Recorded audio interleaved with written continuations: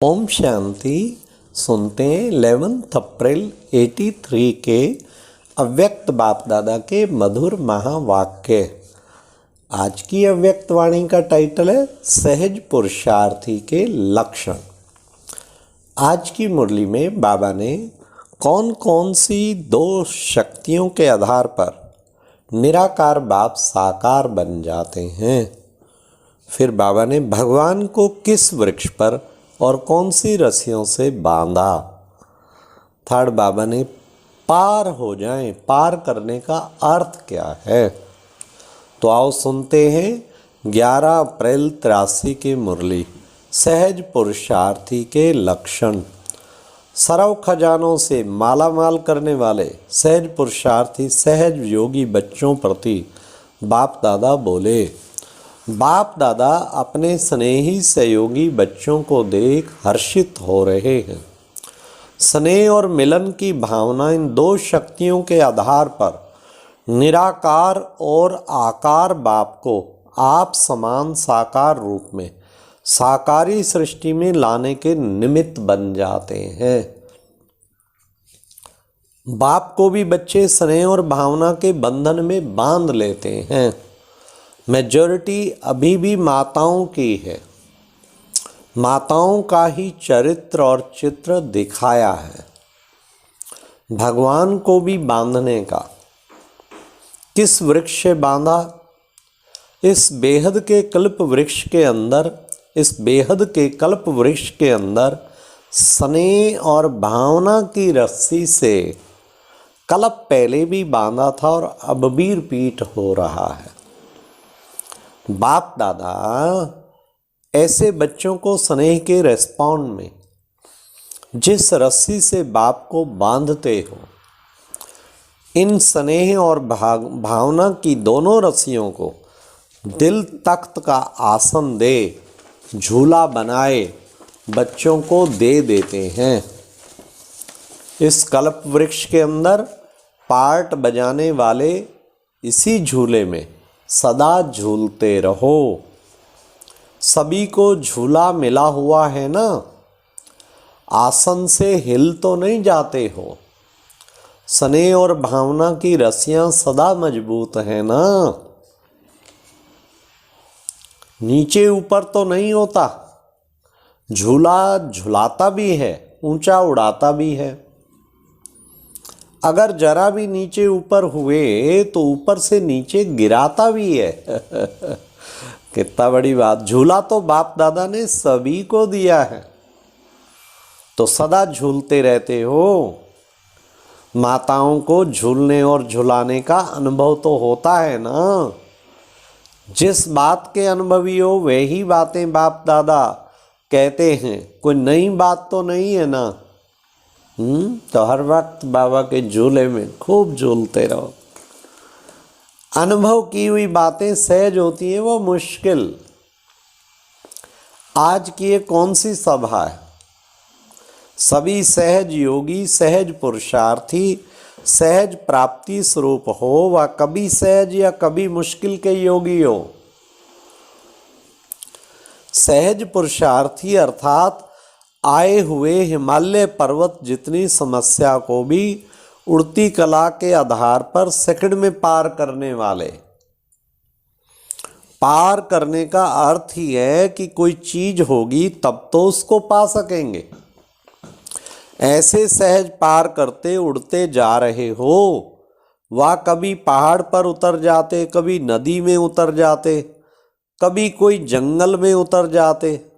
फिर क्या कहते?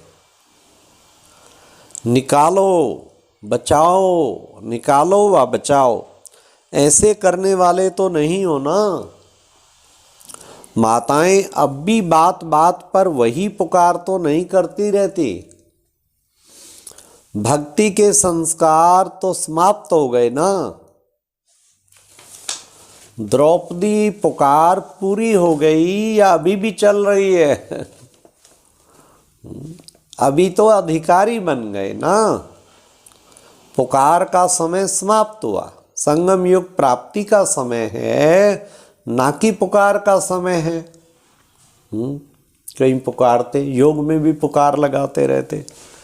बाबा ने कहा सहज पुरुषार्थी अर्थात सबको पार कर सर्व सहज प्राप्ति करने वाले। सहज पुरुषार्थी अर्थात बाबा ने कहा सदा वर्तमान और भविष्य प्रारब्ध पाने के अनुभवी। तो बाबा ने कहा सहज पुरुषार्थी सदा प्रारब्ध पाने के अनुभवी होंगे। सदा वर्तमान और भविष्य प्रारब्ध पाने के अनुभवी होंगे। प्रारब्ध सदा ऐसे स्पष्ट दिखाई देगी जैसे स्थूल नेत्रों द्वारा स्थूल वस्तु स्पष्ट दिखाई देती। ऐसे बुद्धि के अनुभव के नेत्र द्वारा अर्थात तीसरे दिव्य नेत्र द्वारा प्रारब्ध दिखाई देगी। सहज पुरुषार्थी हर कदम में पद्मों से भी ज्यादा कमाई का अनुभव करेंगे। ऐसा स्वयं को सदा संगम युगी सर्व खजानों से भरपूर आत्मा अनुभव करेंगे। किसी भी शक्ति से, किसी भी गुण के खजाने से, ज्ञान के किसी भी पॉइंट के खजाने से, खुशी से, नशे से कभी खाली नहीं होंगे। खाली होना गिरने का साधन है। खड्डा बन जाता है ना तो खड्डे में गिर जाते हैं। थोड़ी सी भी मौच आ जाती है तो परेशान हो जाते हैं ना। यह भी बुद्धि की मौच आ जाती है। संकल्प टेढ़ा हो जाता है। शक्तिशाली मालामाल के बदले कमजोर और खाली हो जाते हैं। तो संकल्प की मौच आ गई ना, ऐसे करते क्यों हो? फिर कहते हो रास्ता बड़ा टेढ़ा है। आप टेढ़े नहीं हो क्या? आज बाबा तो कमाल है, सीधी बात। टेढ़े रास्ते को तो सीधा बनाया है ना। शक्ति अवतार किस लिए हो? टेढ़े को सीधा करने के लिए। कॉन्ट्रैक्ट क्या लिया है? जैसे इस हाल को टेढ़े बांके से सीधा किया तब तो आराम से बैठे हो। ओम शांति भवन जहाँ बना है वहाँ तो एक पहाड़ था, टेढ़ा बांका सब। तो बाबा कहते बढ़िया बना के बैठे हो ना आराम से। तो हाल के कंट्रैक्टर से पूछो, उसने सोचा क्या कि टेढ़ा है मोच आएगी? सीधा किया, वह टेढ़े को ही सोचता रहा। कहाँ पत्थर को उड़ाया, कहाँ पत्थर को डाला, मेहनत की ना। तो आप सबको स्वर्ग बनाने का कंट्रैक्ट है ना। तो क्या करेंगे? टेढ़े को सीधा बनाने का कंट्रैक्ट है ना। ऐसे कंट्रैक्ट लेने वाले तो नहीं कह सकते कि रास्ता टेढ़ा है। अचानक गिरना ये भी अटेंशन की कमी है। साकार रूप में याद है ना, कोई गिरते थे तो क्या करते थे? उसकी टोली बंद होती थी। क्यों? आगे के लिए सदा अटेंशन रखने के लिए। टोली देना तो कोई बड़ी बात नहीं है। टोली तो होती ही बच्चों के लिए है। लेकिन यह भी स्नेह है। टोली देना भी स्नेह है, टोली बंद करना भी स्नेह है। फिर क्या सोचा? अचानक गिर जाते हैं। वह रास्ता टेढ़ा है ये कहेंगे? अभी तो इस पुरुषार्थ के मार्ग में इतनी भीड़ कहाँ हुई है? अभी तो 9 लाख प्रजा भी नहीं बनी है। अभी तो 1 लाख में ही खुश हो रहे हो ना।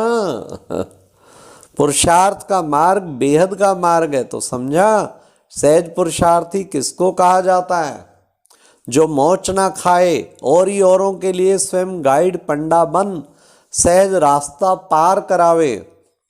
सहज पुरुषार्थी सिर्फ लव में नहीं लेकिन लव में लीन रहता। ऐसी लवलीन आत्मा सहज ही चारों ओर के वाइब्रेशन से, वायुमंडल से दूर रहती है। क्योंकि लीन रहना अर्थात बाप समान शक्तिशाली सर्व बातों से सेफ रहना। लीन रहना अर्थात समाया हुआ रहना। समाना अर्थात समान होना। तो समानता बड़े ते बड़ी सेफ है ही माया प्रूफ सेफ। तो समझा सहज पुरुषार्थ क्या है? सहज पुरुषार्थ अर्थात अलबेलापन नहीं, कहीं अलबेलेपन को भी सहज पुरुषार्थ मानकर चलते हैं, वो सदा माला माल नहीं होगा। अलबेले पुरुषार्थी की सबसे बड़ी विशेषता, अंदर मन खाता रहेगा और बाहर से गाता रहेगा।